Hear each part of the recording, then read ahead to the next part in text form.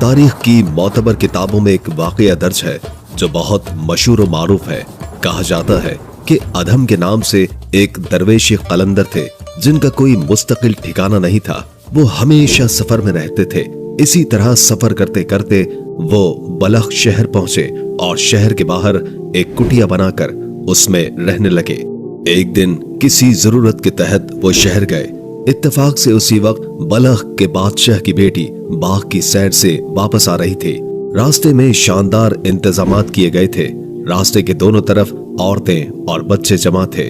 जो लोग शहजादी के इस्तकबाल के लिए खड़े थे उनके साथ अधम फकीर भी एक तरफ होकर खड़े हो गए।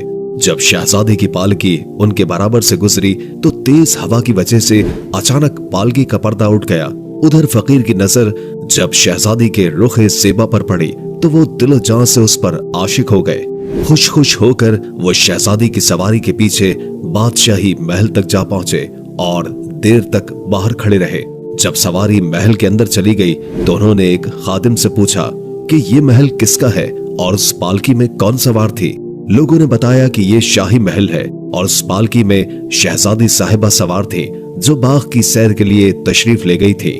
ये सुनकर अधम फकीर सीधे बादशाह के दरबार में पहुंचे जहां बादशाह का दरबार लगा हुआ था। फकीर दरबार में बादशाह के सामने जाकर खड़े हो गए और अर्ज किया। बादशाह ने अपने वजीर से कहा, इस फकीर से पूछो कि वो क्या चाहता है। वजीर फकीर के पास गया और आने की वजह दरियाफ्त की। अधम फकीर ने बगैर किसी खौफ और झिझक के सारा माजरा बयान कर दिया और कहा, मैं बादशाह की बेटी से शादी करना चाहता हूँ। बादशाह से कहो कि वो अपनी बेटी मेरी ज़ौजियत में दे दे। फकीर की बात सुनकर वजीर को सख्त गुस्सा आ गया, लेकिन शाही आदाब के बाइस खामोश रहा। वो बादशाह के सामने वापस आकर खामोश खड़ा हो गया। बादशाह ने वजीर के चेहरे के तासुरात से अंदाजा लगाया कि कोई गैर मामूली बात है। तब बादशाह ने वजीर को हुक्म दिया, बिला झिझक हकीकत हाल से मुझे आगाह करो।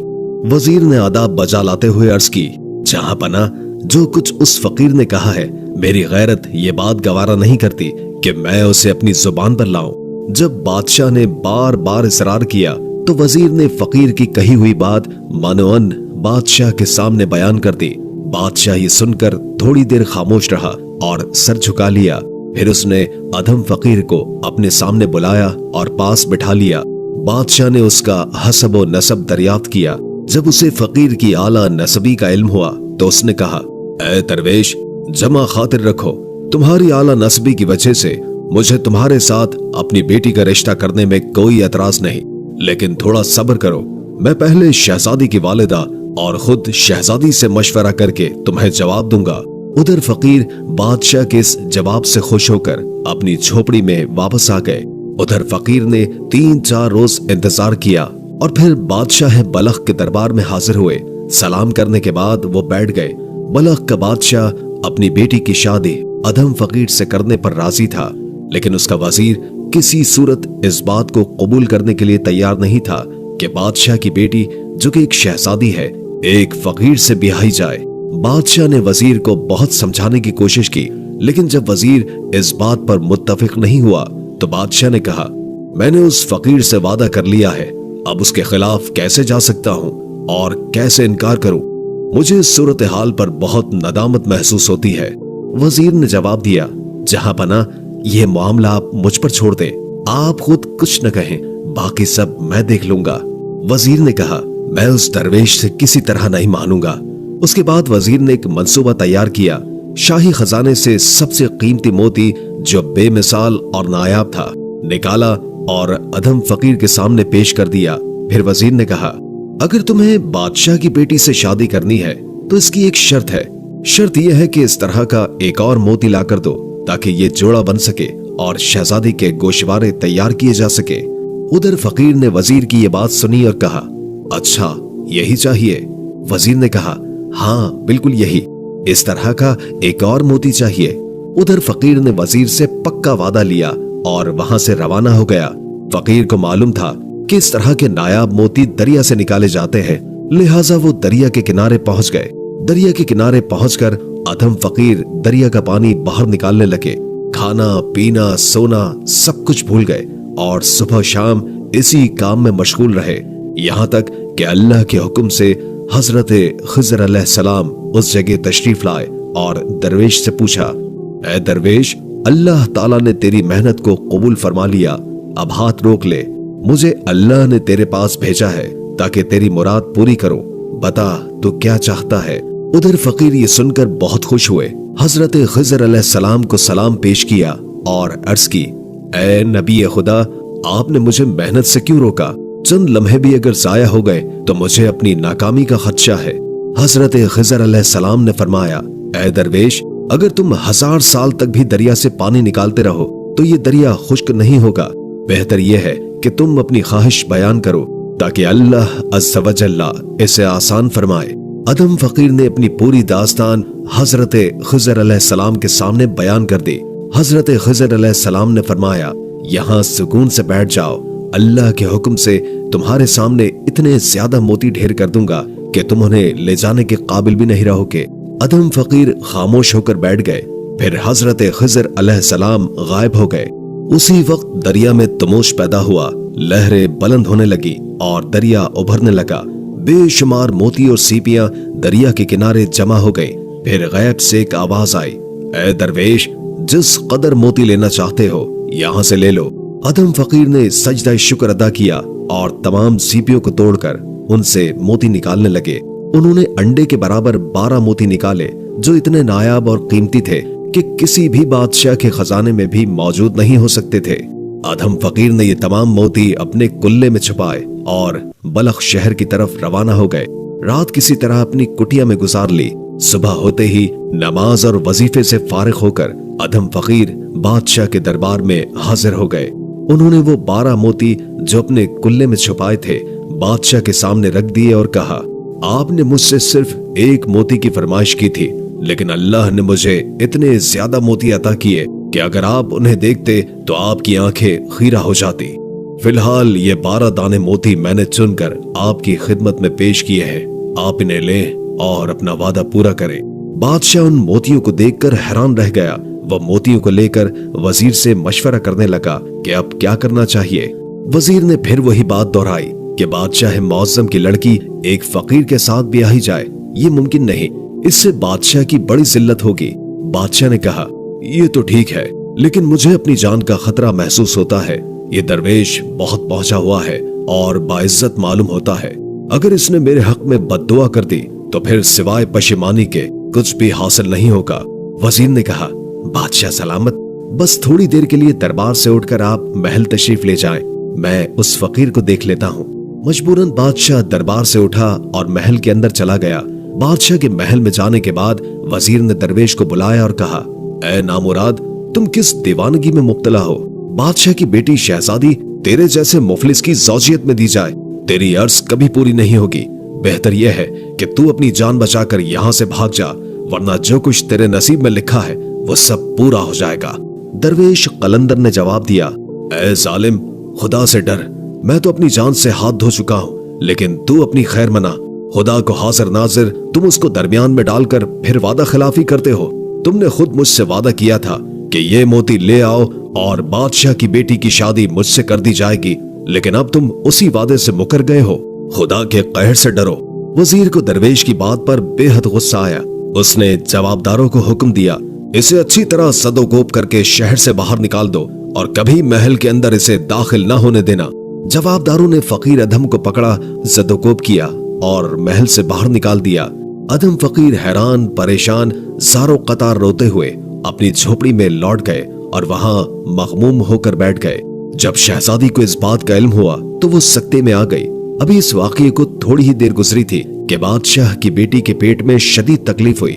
लाख इलाज और तदबीरें की गई, लेकिन किसी किस्म का कोई फायदा नहीं हुआ और देखते ही देखते शहजादी मर गई। कोहराम मच गया। आखिर बादशाह ने वजीर को बुलाकर उसे खूब बुरा भला कहा। वजीर सर झुकाए नादिम खड़ा रहा, लेकिन अब पशेमानी से क्या हासिल हो सकता था। उसके बाद शहजादी की तजहीज और तकफीन बड़ी आबोताब से की गई और उसकी कब्र के चारों तरफ खेमे नस्ब कर दिए गए। यहाँ ऊद और अंबर जलाने का इंतजाम था। बेशुमार कुरान खानी के लिए और काफी पहरेदार पासबानी और देखभाल के लिए मुकर्रर किए गए थे। ये तमाम पासबान शहजादी की कब्र से हटकर पहरा देने लगे। उधर कुटिया के अंदर दरवेश कलंदर के दिल में इश्क की आग लगी हुई थी और उन्हें किसी तरह भी सुकून का एहसास नहीं हो रहा था। जब आधी रात गुजर गई तो वो बेलचा लेकर मकबरे की तरफ रवाना हुए और पहरेदारों से आंख बचाते हुए खेमों को अबूर करते हुए अपनी महबूबा की कब्र तक पहुंच गए। कब्र को खोदकर उसकी लाश निकाली और कब्र को उसी तरह ठीक करने के बाद शहजादी की लाश को अपने कांधे पर डालकर अपनी कुटिया की तरफ लौट आए। झोपड़ी में पहुंचकर शहजादी के जसद को दीवार के साथ लगाकर बिठा दिया और खुद उसके सामने बैठकर शहजादी का नजारा करने लगे। अभी थोड़ी ही देर गुजरी थी कि एक शख्स वहां से गुजरा।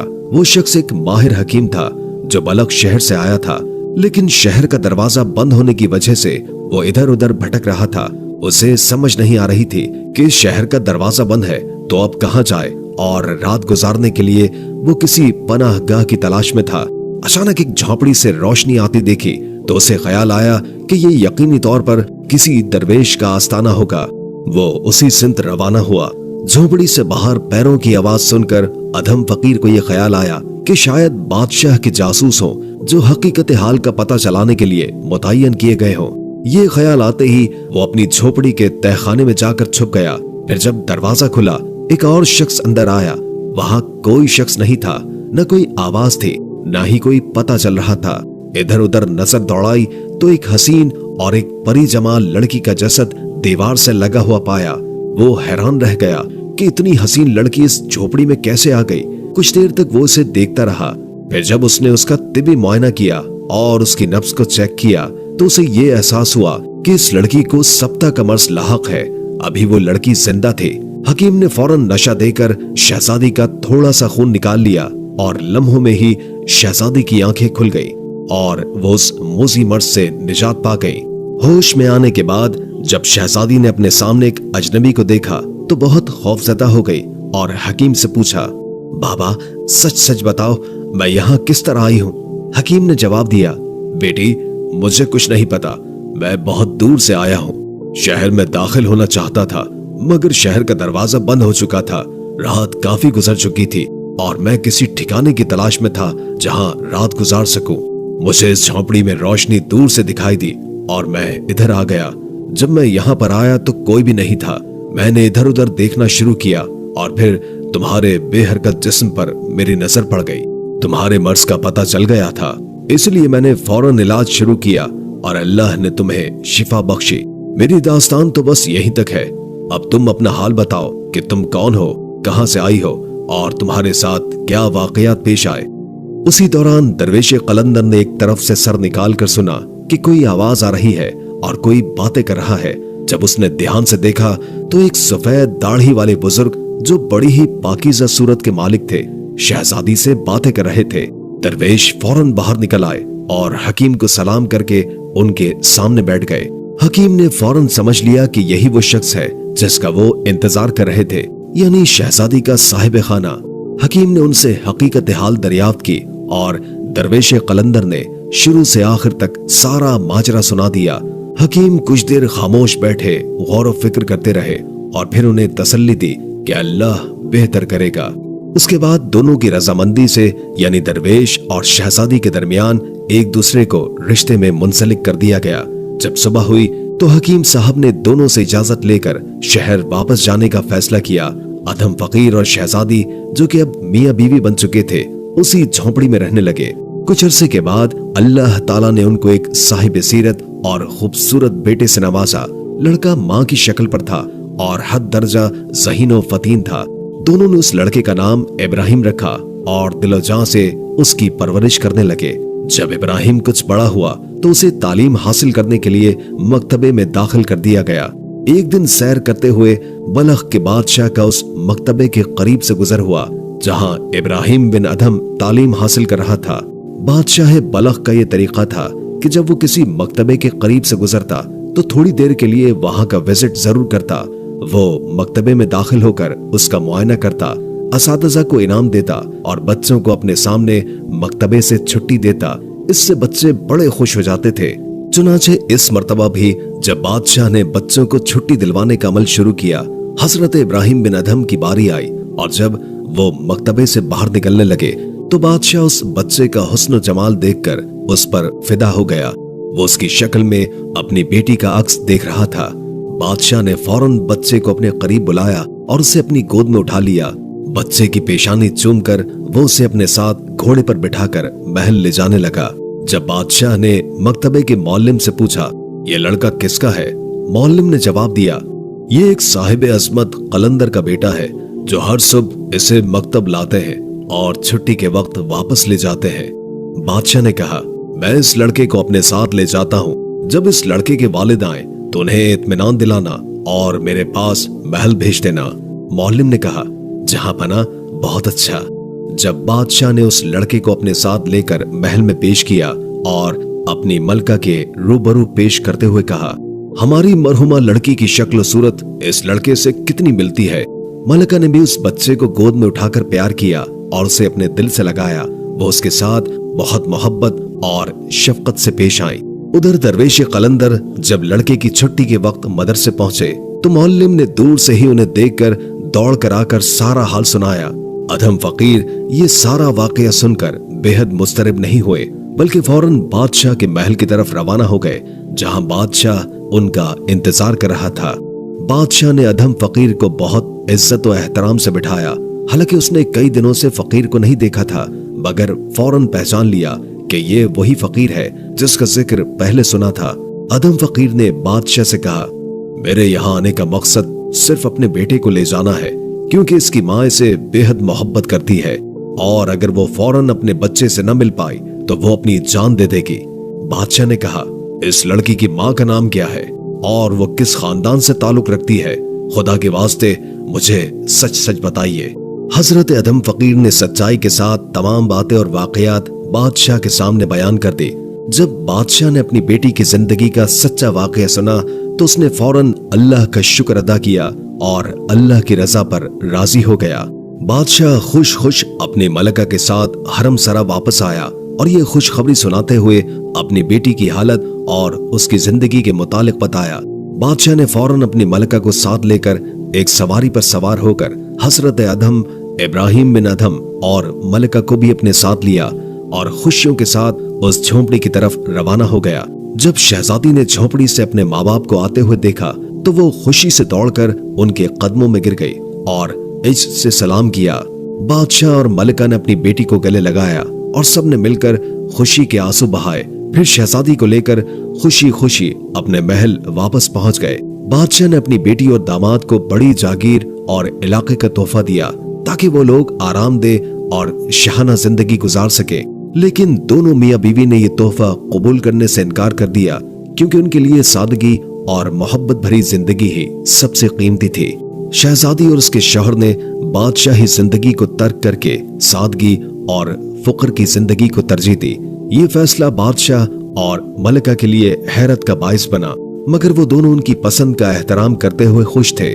बादशाह ने अपनी बेटी और दामाद की रजामंदी से सुल्तान इब्राहिम बिन अधम को अपना वली अहद मुकर्रर किया, क्योंकि वो अपनी किसी भी बीवी से औलाद नरीना नहीं रखते थे।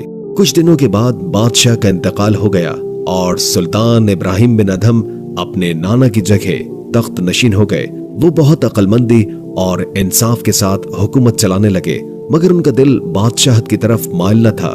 कहा जाता है कि हर चीज अपने असल की तरफ लौटती है और सुल्तान इब्राहिम बिन अधम का दिल भी फुक्र और दरवेशी की तरफ ज्यादा माइल था, जहां उनकी रूह को सुकून मिलता था।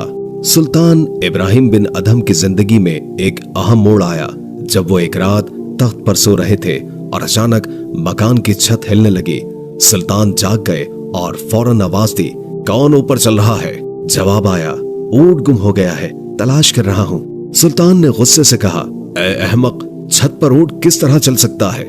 लेकिन जवाब में कहा गया, ए गाफिल इंसान, खुदा कादिर मतलक है, अगर वो चाहे तो ऊंट को छत पर भी पहुंचा सकता है। लेकिन तुम जो ख्वाब के कपड़े पहनकर गद्दे पर सो रहे हो और खुदा को तलाश करते हो, ये कितनी बड़ी नादानी है।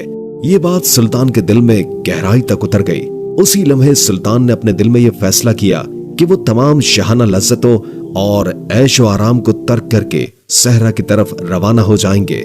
इस फैसले के साथ उन्होंने दरवेशी की जिंदगी इख्तियार की, क्योंकि उनका दिल अब खुदा की तलाश में मुखलिस हो चुका था। सुल्तान इब्राहिम बिन अदहम ने सल्तनत की तमाम शान शौकत को छोड़कर दरवेशी की जिंदगी इख्तियार की।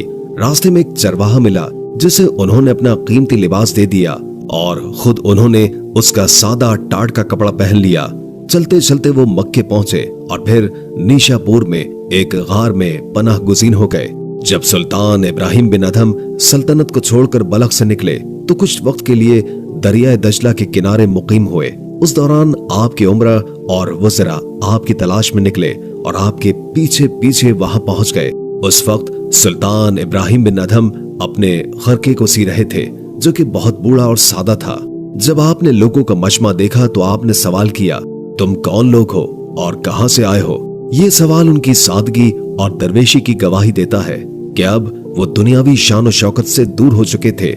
हजरत इब्राहिम बिन अदहम ने बलख वापस जाने की दरखास्त करने वालों से फरमाया कि वो कभी वापस नहीं जाएंगे। लोगों ने बहुत ज्यादा इसरार किया तो आपने अपने हाथ से सिए हुए खरके की सुई दरियाए दजला में फेंक दी और कहा, अगर तुम मेरी सुई को दरिया से निकाल दो तो मैं तुम्हारी बात को मानकर वापस बलख चला जाऊंगा। उन लोगों ने बहुत कोशिश की लेकिन सुई को नहीं निकाल सके। हजरत इब्राहिम बिन अदहम ने कहा, ऐ दरिया की मछलियों, मेरी सुई तुम में से जिसके पास है वो मुझे ला कर दे दे। फौरन ही 1,00,000 मछलियां सोने की सुइयों के साथ दरिया के ऊपर आ गईं और उनमें से एक मछली के मुंह में आपकी सुई थी।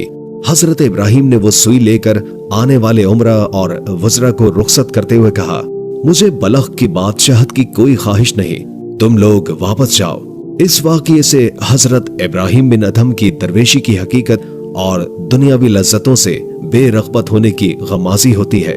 हजरत इब्राहिम बिन अदहम रहमतुल्लाह ताला अलैह के बारे में एक वाक़या है कि एक मर्तबा एक शख्स ने उनसे पूछा, आप किसके बंदे हैं? ये सवाल सुनते ही हजरत इब्राहिम बिन अदहम खौफ से कांपने लगे और बेहोश होकर गिर पड़े। जब कुछ देर के बाद होश आया तो आपने उस शख्स से कहा, मैं अल्लाह का बंदा हूँ। उस शख्स ने कहा, जब मैंने आपसे सवाल किया था तो आपने फौरन ये जवाब क्यों नहीं दिया? हजरत इब्राहिम बिन अदहम ने जवाब दिया, मुझे खौफ था कि अगर मैंने अपने आप को अल्लाह का बंदा कहा और अल्लाह ने हक़ बंदगी तलब किया तो मैं क्या करूंगा, और उससे इनकार की भी मजाल न थी।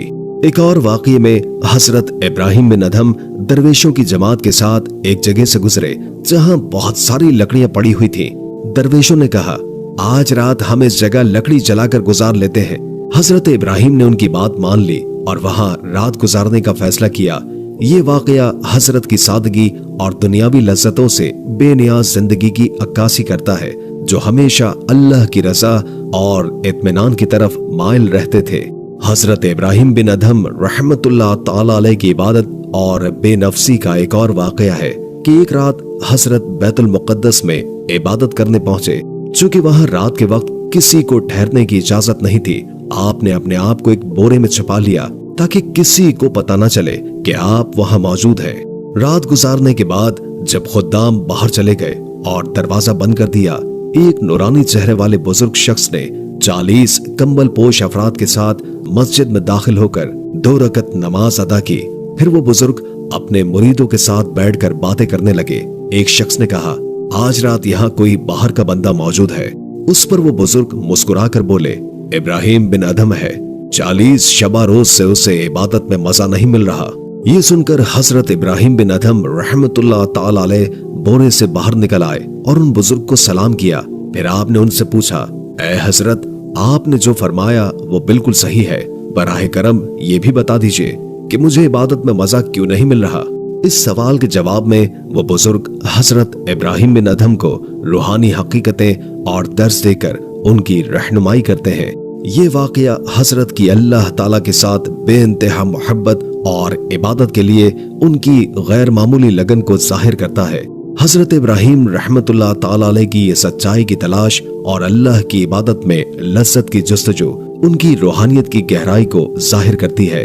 हजरत इब्राहिम बिन अदहम रहमतुल्लाह ताला अलैह हमेशा दुनियावी लज्जतों और राहतों से बेनियाज रहते हुए अपने रब की रजा की कोशिश करते थे। यह उनकी सादगी और कुर्बानी का एक और निशान था, जिसमें उन्होंने हर तरह की दुनियावी आसाइशों को रद्द करके सिर्फ अल्लाह की इबादत पर अपनी तवज्जो मरकूज रखी। हजरत इब्राहिम बिन अदहम रहमतुल्लाह ताला अलैह की जिंदगी में एक और रूहानी वाकया है जिसमें उनकी जस्तजू और अल्लाह के रास्ते में कुर्बानी की अहमियत का पता चलता है। एक दिन एक शख्स हजरत इब्राहिम बिन अदहम रहमतुल्लाह ताला अलैह की खिदमत में आया और नसीहत की दरखास्त की। हजरत ने उससे फरमाया, जो बंद है उसे खोलो और जो खुला है उसे बंद कर दो। उस शख्स ने सवाल किया, हजरत मैं इसका मफहूम नहीं समझा।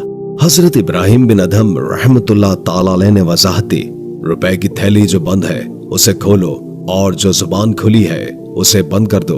आपने मजीद फरमाया, जब तक तुम अपनी बीवी को बेवा, अपने बच्चों को यतीम और खुद को कट्टे के बराबर नहीं समझोगे, तुम अल्लाह वालों की सफ में नहीं बैठ सकते। अल्लाह वालों की सफ में बैठना बहुत मेहनत और जाफिशानी का काम है। हजरत इब्राहिम बिन अदहम रहमतुल्लाह ताला अलैह की जिंदगी में एजाज और इनकिसारी का रंग गालिब था।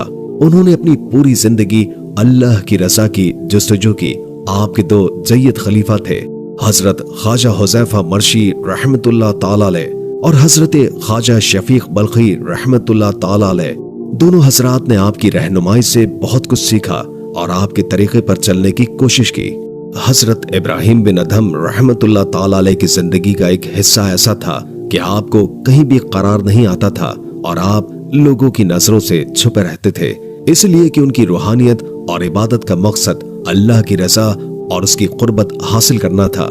आपकी जिंदगी एक मिसाल बनी कि इंसान जब अल्लाह के रास्ते पे चलता है तो दुनियावी लज्जतों और फानी चीजों से किनारा कशी इख्तियार कर लेता है और सिर्फ अल्लाह की रजा के लिए अपनी जिंदगी गुजार देता है। हजरत इब्राहिम बिन अदहम की वफात का वक्त बड़ा ही रूहानियत से भरा हुआ था। बाज़ रिवायात के मुताबिक आपका मकबरा बगदाद में है, जबकि कुछ लोगों का कहना है कि आपकी वफात शाम में हुई थी। ताहम ज्यादा मुस्तनद कौल यही है कि हजरत इब्राहिम बिन अदहम रहमतुल्लाह ताला अलैह हजरत लूत अलैहिस्सलाम के मकबरे के करीब वाक़े एक गार में क़याम पजीर थे और वहीं पर आपका विसाल हुआ। हजरत इब्राहिम बिन अदहम रहमतुल्लाह ताला अलैह का विसाल 26 जमादिउल अव्वल 280 हिजरी में हुआ। आपकी वफात के वक्त एक गैबी आवाज आई जिसमें ऐलान किया गया, ये अल्लाह का बंदा था और अल्लाह की मोहब्बत में फौत हो गया। ये आवाज सुनकर लोगों को बड़ी हैरत हुई और बाद में यह बात सामने आई कि हजरत इब्राहिम बिन अदहम रहमतुल्लाह ताला अलैह का विसाल हो चुका था। हजरत इब्राहिम बिन अदहम की जिंदगी और वफात एक दर्स है कि इंसान को अपनी तमाम दुनियावी ख्वाहिशात को तर्क करके अल्लाह की मोहब्बत और रजा की जस्तजू करनी चाहिए, क्योंकि यही असल कामयाबी और फलाह है। आपकी जिंदगी की दास्तान एक जिंदा मिसाल है कि अल्लाह की रजा के लिए खुद को कुर्बान करना और उसकी इबादत में महव रहना ही इंसान की असल मंजिल है।